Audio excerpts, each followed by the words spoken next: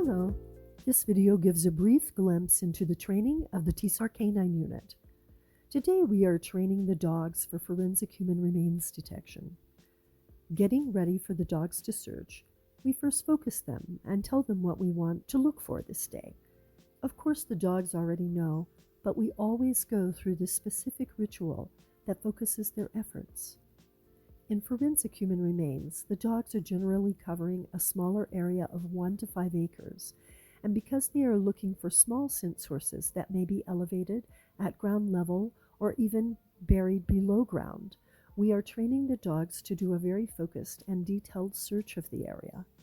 The scent source may be in a piece of cloth, a bit of dirt, or even a small, very old bone. Here is Kona, and she has just found one of the larger forensic scent sources. Even though Kona is newer at remains, she is showing excellent abilities and thoroughly enjoys her search, especially when she gets her tug reward. Here is Lucien, and he is about to find a very small source in a rotted tree stump. The source is completely unseen to the eyes, which is why it takes a canine nose to find. The dog barks to let his handler know he has found the source, which produces his reward. Here we are revealing what the dog has found. The source is a small bit of dirt in a jar that has been hidden from view by a mesh camo cloth, leaves, and debris.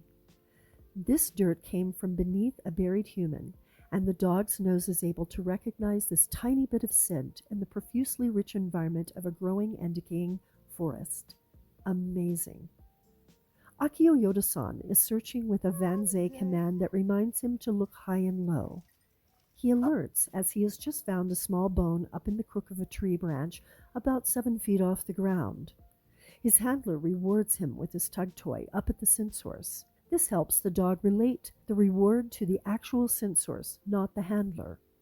Akio thoroughly enjoys his reward of tug.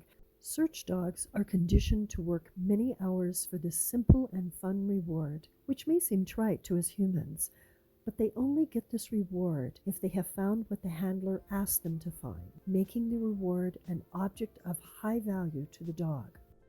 And although he could tug forever, he must release the toy as there is more work to be done.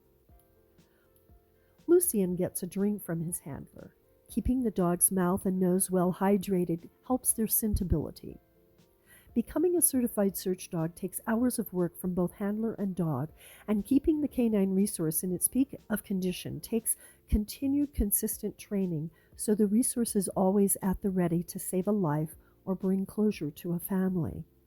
The TSAR K9 Unit is dedicated to training to a national standard and asks your help so we can continue to serve. Thank you for learning a little about our search dogs, and please consider donating to our annual fund drive.